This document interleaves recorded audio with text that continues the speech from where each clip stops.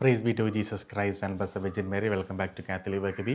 ഞാൻ Ashik Joy. As usual, let us begin with a prayer. Pater noster, qui es in celis, sanctificetur nomen tuum, adveniat regnum tuum, fiat voluntas tua, sicut in cielo et in terra, panem nostrum quotidianum de nobis hodie, et dimitte nobis debita nostra, sicut et nos dimittimus debitoribus nostris, et ne nos inducas et tentationem, sed libera nos a malo. Amen. The dogma of പ്രഗട്ടറിയിലെ മറ്റൊരു സംഭവം നമ്മളിന്ന് കേൾക്കാൻ പോവുകയാണ്. ഒരു അസാധാരണമായ സംഭവമാണ്. ഇങ്ങനെയൊക്കെ ജീവിച്ചു വരുന്നവരാണ് വിശുദ്ധരെന്ന് ഓർക്കുമ്പോഴാണ് നമ്മളൊക്കെ എന്ത് കത്തോലിക്കരാണ്, എന്ത് ആത്മീയതയാണ് ഞാനടക്കമുള്ള ആളുകൾക്ക് എന്ന് തോന്നിപ്പോകുന്നത്. നമ്മളൊക്കെ എത്ര സുഖസുന്ദരമായിട്ടാണ് സോഫയിൽ ചാരിയിരുന്ന് ജപമാല ചൊല്ലുന്നതും ഓൺലൈൻ കുർബാനയൊക്കെ കണ്ടിരുന്നത് എന്നാണ് ഞാൻ ചിന്തിക്കുന്നത്. അത് വിശുദ്ധ കാതറിൻ്റെ റിച്ചി, RICCI, റിച്ചി എന്നാണ് പ്രൊണൗൺസിയേഷൻ എന്ന് ഞാൻ കരുതുന്നു. ഒരു ഡൊമിനിക്കൻ സന്യാസിനിയായിരുന്നു.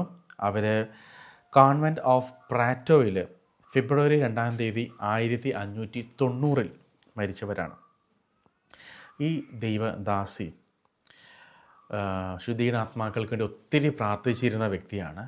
ആ പ്രാർത്ഥിക്കുമ്പോൾ അവർക്ക് ലഭിക്കുന്ന പീഡനങ്ങൾ വഴി ആ പീഡനങ്ങളിലും അവരൊരു സന്തോഷം കണ്ടെത്തിയിരുന്നു എന്നതാണ് ഫാദർ ഷൂപ്പെ പറയുന്നത്. അത് നമ്മൾ ചിന്തിക്കുന്ന പോലെയുള്ള പീഡനങ്ങളൊന്നുമല്ല. മറ്റൊന്നുമല്ല, അവർ ജീവിച്ചിരുന്ന രാജ്യത്ത് അവർക്ക് അറിയാവുന്ന രാജകുടുംബത്തിൽപ്പെട്ട ഒരു രാജകുമാരൻ ഒരു ലോക ജീവിതമാണ് നയിച്ചിരുന്നത്. അതുകൊണ്ട് ഈ രാജകുമാരൻ്റെ മാനസാന്തരത്തിന് വേണ്ടിയിട്ട് ഈ വിശുദ്ധ നിരന്തരം പ്രാർത്ഥിക്കുമായിരുന്നു. അങ്ങനെ ഈ രാജകുമാരൻ ഒരു ആത്മാർത്ഥമായ അനുതാപത്തിലോട്ട് വന്ന ശേഷമാണ് മരിച്ചതെന്ന് വിശുദ്ധയ്ക്ക് പ്രാർത്ഥിക്കുമ്പോൾ മനസ്സിലായി. പക്ഷേ അനുദപിച്ചതേ ഉള്ളൂ, പരിഹാരം ചെയ്തിട്ടില്ല. അതിനാൽ അതികഠിനമായ ശുദ്ധീകരണ അഗ്നിയിലൂടെയാണ് ഈ രാജകുമാരൻ കടന്നുപോയിക്കൊണ്ടിരിക്കുന്നത്. അപ്പോൾ ഈ വിശുദ്ധർ ഇതിലൊരു സുഖം കണ്ടെത്തിയിരുന്നു. എങ്ങനെ? ഈ ശുദ്ധീകരണ സ്ഥലത്തിലുള്ള അവരുടെ വേദനകൾ കുറയ്ക്കാൻ, അവരെ മോചിപ്പിക്കാൻ അതികഠിനമായ രീതിയിൽ ഇവർ പരിഹാരം ചെയ്യും. എന്നിട്ട് അതിലവർ സന്തോഷം. എന്താണ് ആ സന്തോഷം? എൻ്റെ ഈശോയെ ഞാൻ ആശ്വസിപ്പിക്കുകയാണ്, എൻ്റെ ഈശോയ്ക്ക് വേണ്ടിയാണ് എന്നതാണ് അവരെ സംബന്ധിച്ചുള്ള സന്തോഷം എന്ന് പറയണത്. അപ്പോൾ നമ്മൾ അന്നൊരു വീഡിയോ കണ്ടായിരുന്നു, എനിക്ക് പേര് മറന്നുപോയി, ആ വിശുദ്ധ ക്രിസ്റ്റീന ദി അസ്റ്റോണിഷിങ് എന്ന പേരുള്ളത്. നമ്മളത് കേൾക്കുമ്പോൾ വല്ല കെട്ടുകഥയെന്നേ ചിന്തിക്കത്തുള്ളൂ. അത്രമാത്രം അസാധാരണമായ രീതിയിൽ ശുദ്ധീകരണ അനുഭവങ്ങൾ ആ വിശുദ്ധ അറിഞ്ഞപ്പോൾ മരത്തിന് മുകളിൽ മഞ്ഞത്തും വെയിലത്തും മഴയത്തും എല്ലാം മരത്തിന് മുകളിൽ താമസിച്ചിരുന്നത്. സ്വന്തമായിട്ട് വീടില്ല. പുഴയിലിങ്ങനെ ഒഴുകി നടക്കും. ഇടയ്ക്ക് പട്ടികൾ വന്ന് അവരുടെ മാംസം പറിക്കും, കടിക്കും. ഇടയ്ക്ക് അവരെ ഇങ്ങനെ ഈ മില്ലിൻ്റെ അടിയിൽ കൂടെ ഇങ്ങനെ അവരുടെ ശരീരം മുഴുവനും ഇങ്ങനെ എന്താ പറയുക, നമ്മുടെ ഷുഗർ കെയിൻ മെഷീൻ്റെ ഉള്ളിലൂടെ കടന്നു പോകുന്ന പോലെ അവരുടെ ശരീരം കടന്നു പോകും. എന്നിട്ട് ഇതെല്ലാം അവർ ഈ പാപികൾക്ക് വേണ്ടി പ്രായശ്ചിത്തം ചെയ്യുകയാണ്. എന്ത് ജീവിതം! അപ്പോൾ അങ്ങനെയൊക്കെ ചിന്തിക്കുമ്പോൾ നമ്മളെങ്ങനെ നിത്യജീവൻ പ്രാപിക്കുക എനിക്കറിയത്തില്ല.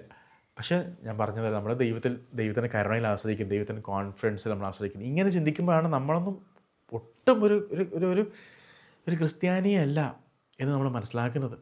അപ്പോൾ ഈ വിശുദ്ധയുടെ കാര്യം ഇപ്രകാരമാണ്. എന്നിട്ട് ഈ വിശുദ്ധ എന്ത് ചെയ്യുന്നറിയോ? ഈ രാജകുമാരന് വേണ്ടിയിട്ട് പ്രാർത്ഥിക്കാൻ തുടങ്ങിയപ്പോൾ ദൈവം പ്രാർത്ഥനകൾ സ്വീകരിച്ചുകൊണ്ടിരിക്കുന്നു. അങ്ങനെ സിസ്റ്റർ കിടപ്പിലായി. സിസ്റ്റർ റൂമിൽ കിടക്കുകയാണ്.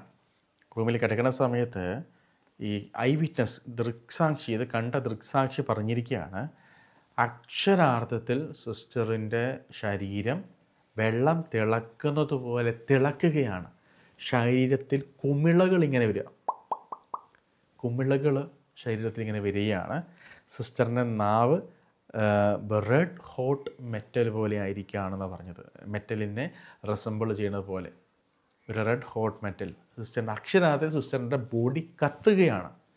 എന്നിട്ട് ഡോക്ടർമാർ പറഞ്ഞത് ഇതൊരു നാച്ചുറലായിട്ടുള്ളതല്ല, ഇതൊരു അസാധാരണമായ സംഭവമാണ്, ഇതിന് ഒരു പ്രതിവിധിയില്ല, ഇതിന് ഒരു ക്യൂറില്ല ഇതിന് എന്ന് പറഞ്ഞു.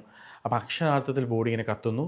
ബോഡി കത്തുന്നത് കൊണ്ട് തന്നെ ആ സിസ്റ്ററിനടുത്ത് ആ റൂമിൽ കുറച്ച് നേരം മാത്രമേ നിൽക്കാൻ സാധിക്കുകയുള്ളൂ എന്നാണ് പറയണത്. ശ്വാസം എടുക്കാൻ വേണ്ടിയിട്ട് ചൂടും ഉണ്ട്, ശ്വാസം പോലും എടുക്കാൻ പറ്റുന്നില്ല. അപ്പം റൂമിൽ നിന്ന് പുറത്ത് പോയി ശ്വാസം എടുത്തിട്ട് വേണം സിസ്റ്ററിൻ്റെ അടുത്ത് വന്ന് പിന്നെയും സംസാരിക്കാൻ. അപ്പോൾ അക്ഷരാർത്ഥത്തിൽ തീ കൊണ്ടിങ്ങനെ കത്തുന്നു.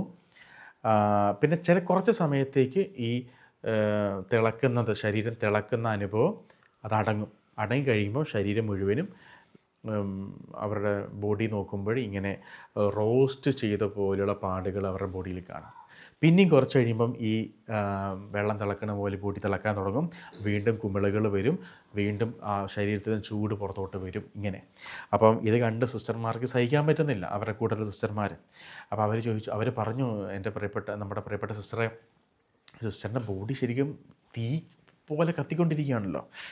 അപ്പം ഈ സിസ്റ്റർ പറയാണ് യെസ്, ഒരൊറ്റ ഉത്തരം യെസ് എന്ന് മാത്രം. അത് കൂട്ടത്തിലൊന്നും പറയത്തില്ല. ചില സമയങ്ങളിൽ ഇവർക്ക് സംസാരിക്കാൻ പോലും പറ്റില്ല. ഏകദേശം 10 മുതൽ 12 മിനിറ്റ് നേരം വരെ ഇവർക്ക് സംസാരശേഷി പോലും നഷ്ടപ്പെടും ഇതിൻ്റെ ഒരു എക്സ്ട്രീം ലെവലിലോട്ട് വരുന്ന സമയത്ത്.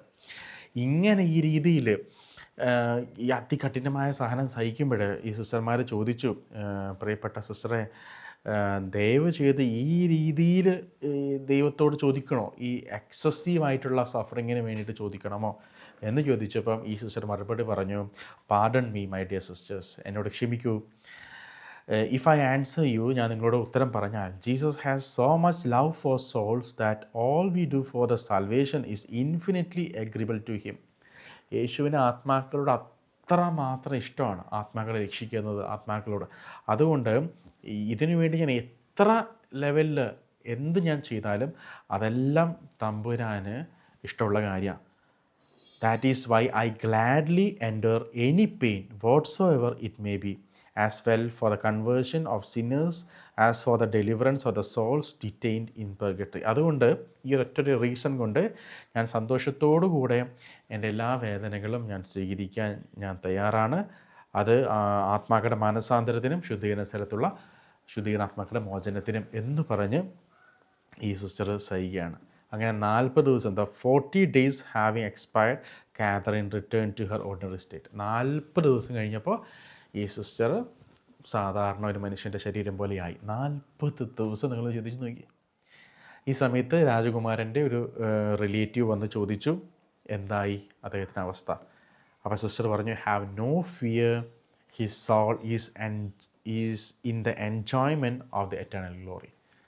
ആ രാജകുമാരൻ്റെ ആത്മാവ് ദൈവസന്നിധിയിൽ, ദൈവത്തിൻ്റെ സാമീപ്യം, ദൈവത്തിൻ്റെ ആ നിത്യമഹത്വം, ആനന്ദത്തിലാണ് ഇപ്പോൾ ഉള്ളത് എന്ന്. It was thus known that it was okay. അപ്പം എന്നിട്ട് ഫാദർ ഷൂബ പറയുന്നു, this example teaches many things but we have cited it to show that the greatest sufferings are not incompatible with internal peace. അതായത് ഇവർ ഇത്രയെല്ലാം സഹിക്കുമ്പോൾ അവരുടെ ഉള്ളിൽ അവർക്കൊരു സമാധാനം ഉണ്ടായിരുന്നു. നമുക്ക് അങ്ങനെ ഉണ്ടായിരുന്നെങ്കിൽ എത്ര നല്ലതായേനെ. അതായത് എന്ത് ബുദ്ധിമുട്ടുകൾ വരുമ്പോഴും, എത്ര കൊടുങ്കാറ്റുകൾ നമ്മുടെ ജീവിതത്തിൽ സംഭവിച്ചാലും നമ്മുടെ ഉള്ളിലൊരു സമാധാനം, അത് പരിശുദ്ധാത്മാവിനെ തരാൻ പറ്റും.